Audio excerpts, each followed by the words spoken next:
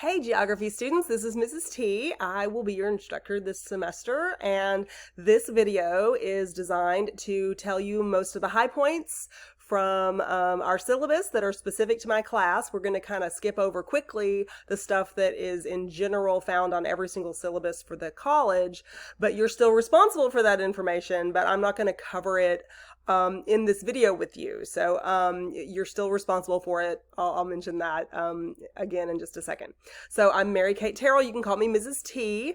My physical office location is over on the south site, which is over on I-30 in the south of Little Rock, close to Bass Pro Shops. So that's where I am situated most of the time. And these are my face-to-face office hours, but you can get me 24/7 with my cell phone, which you should get in Blackboard. I've published my cell phone in Blackboard, and you need to send me a text before you take quiz 1. This video, you have to watch this video and the 2 other videos in the course logistics folder, and also send me a text and get my reply to that text before you take quiz 1, because there's a couple questions about the text, and there's a lot of questions answered in this video and the other 2 videos.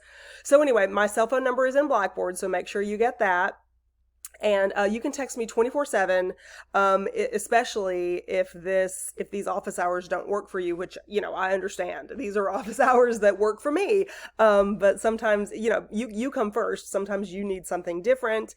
So we can always talk on the phone. We can text. I usually ask for a text just so we have documentation. I meet students at Starbucks sometimes, at 8 o'clock at night or something if that's the time that they need to meet with me. So anyway, we will make something work if there's anything that you ever need to see me for face-to-face. Here's my department chair and my my dean. Their information, if you ever have trouble getting in touch with me, that has never happened in the history of me because I give you my cell phone number and you can text me anytime. And when I say anytime, I do mean that. I mean, I'm usually asleep at 2 a.m., but if that's when you're up and you need to text me something, please go ahead and do it. Don't wait because you'll forget or you'll never do it. So please text me the moment that something crosses your mind. And, even if I'm asleep or if I'm in a physical class that I can't answer my phone right then, I'm at a dentist appointment or something, I will answer it immediately, when I see it. That might be at 5 a.m., that might be at 3 in the afternoon, whatever. But I will answer it, within like 12 hours, typically, unless something happens to my phone, God forbid. Shouldn't have said that. I just jinxed myself. Anyway, we won't think about that anymore. So this is cultural geography, and here's the catalog description. This is what we're going to be working on this semester, and there is a required book. You do need the book called Human Geography. Human geography is just another way of saying cultural geography. Humans have culture, and so we look at the way humans are dispersed around the world, the way we interact with ourselves across borders or interact with the environment. We're going to be talking about that a lot. We're going to be looking at some maps too, but it's not necessarily, memorize where this country is and all the countries that surround it. We will accidentally learn some of that over the course of the semester because we're going to be looking at maps a lot to try to understand space and place and location and that kind of stuff as we are going through our topics. So you do need a textbook. I'm working from the 12th edition, but the 10th or 11th editions would work just fine also. It is a Wiley publication. There is no ebook included with our class. Ebooks are available. You can rent them or buy them. You can get a loose leaf copy. You can get a hard copy. Like, there's all kinds of different ways that you can get our cultural geography textbook. It's up to you which way that you get it, but you do need it right away, and the bookstore has them in stock. So get it right away, please. Okay, and then we also have learning outcomes here at the college. Let me move that to the next page. There we go. We have learning outcomes at the institutional level. That means everybody who goes through the college and gets a degree here should have some or all of these competencies. In our cultural geography class, we are in a lot of different degree programs, but like culinary and allied health, but we're also in the general education degree, a transfer degree. And so we work toward these concepts also.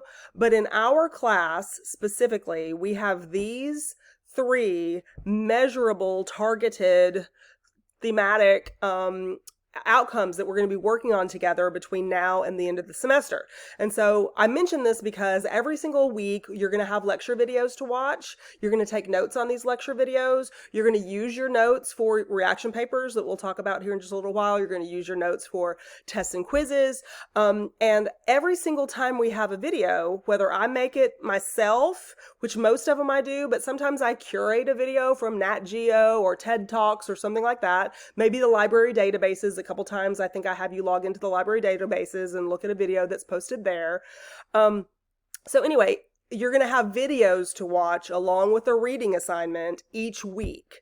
So please budget your time now with the expectation that you're going to need to spend about an hour and a half each week at least watching videos and taking notes. And then there's also work to do each week, like to turn in stuff on Blackboard. And so every single time we do something, every single time we get together for a video, we are going to target one or multiple of these learning outcomes. We're not just going to get together for busy work. We're going to target what we're supposed to be working toward until the end of the semester. And it's pretty fun. I mean, I hope you would expect me to think that this class is fun. I mean, I went into it like as my profession, so I definitely think that it's fun. But I think that you're going to develop a better understanding of the way that the larger global world works around us and what our place is in that world. And I think you're just going to be able to find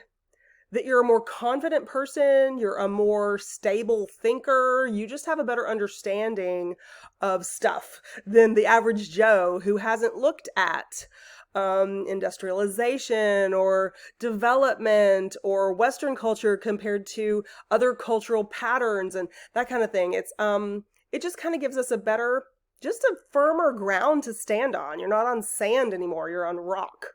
And so that's what we're going to be working toward. And these learning outcomes are kind of like our goals to achieve so that by the end of the semester, you're standing on rock rather than maybe quicksand or whatever. Hopefully we're not on quicksand right now, but unstable ground.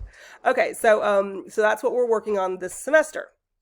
Okay, and you're going to be doing all of your own work. One of the rules is do your own work. You have to make sure that you follow academic integrity guidelines, and you're working on developing your own mind, your own skills, and that's the goal here. So these rules that I have listed on the syllabus, some of them directly pertain to the fact that you're an online student. Other ones seem to maybe lean more toward face-to-face students, but every single one of my students, whether you're face-to-face, webinar, or online, get these same rules because they're just part of being an adult, honestly, being a responsible, honest adult.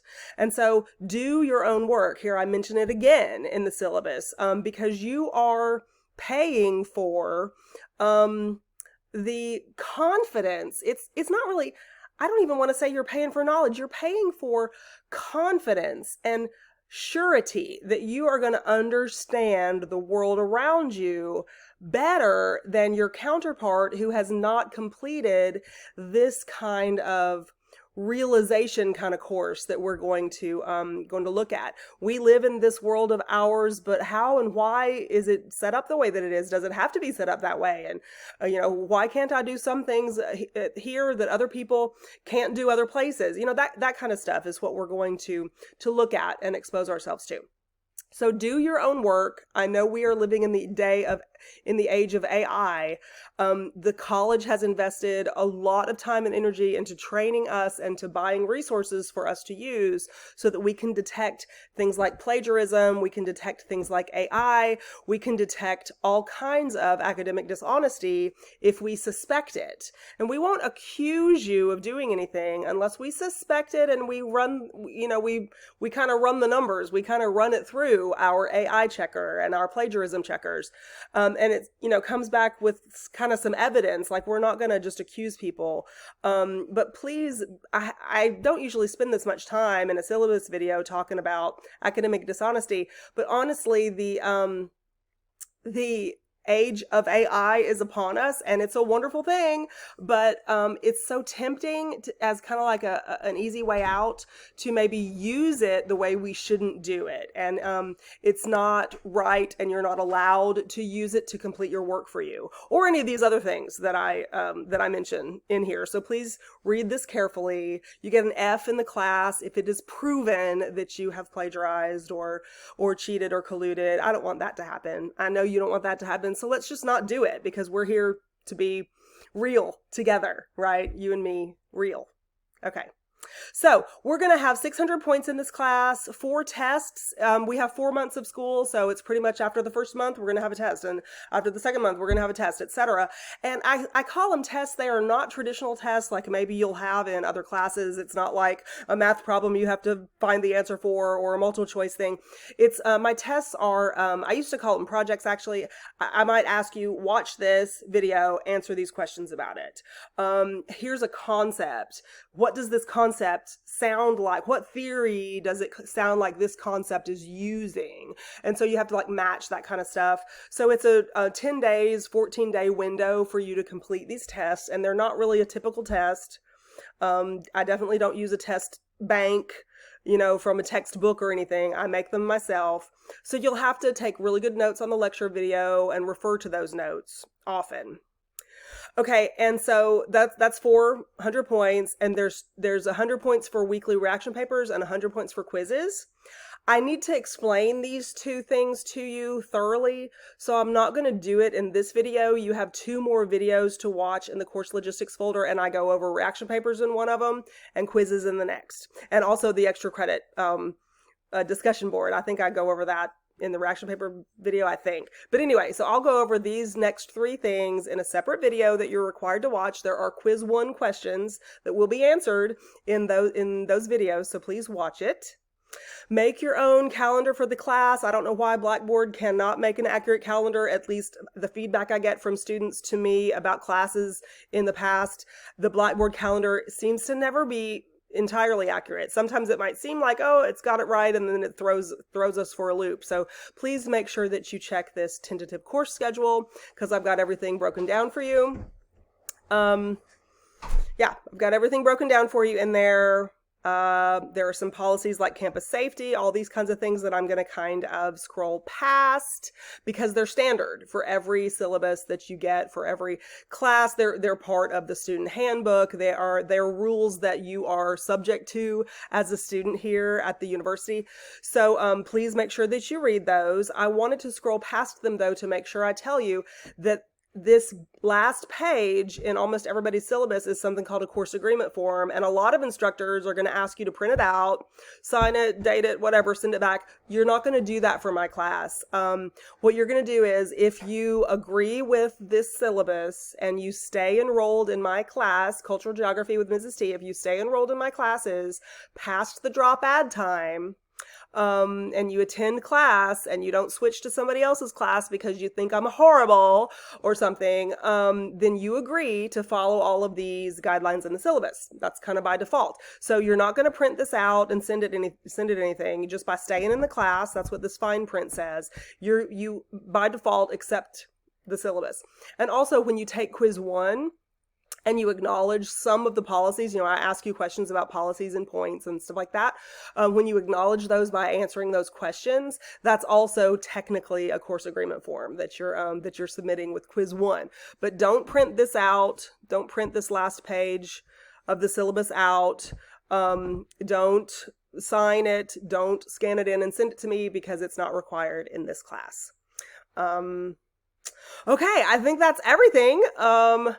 Please, please, please, I know you probably have some big gaping questions about reaction papers and quizzes. You should, and there's a lot for me to tell you about those, so please make sure that you watch those other 2 videos so you can understand the scope and the scoop of what those assignments are and how you earn your points for them. It's going to be a great semester. I'm really looking forward to it, so please don't be a stranger. Text me right away, and that's it. I'll see you in the next video. Bye.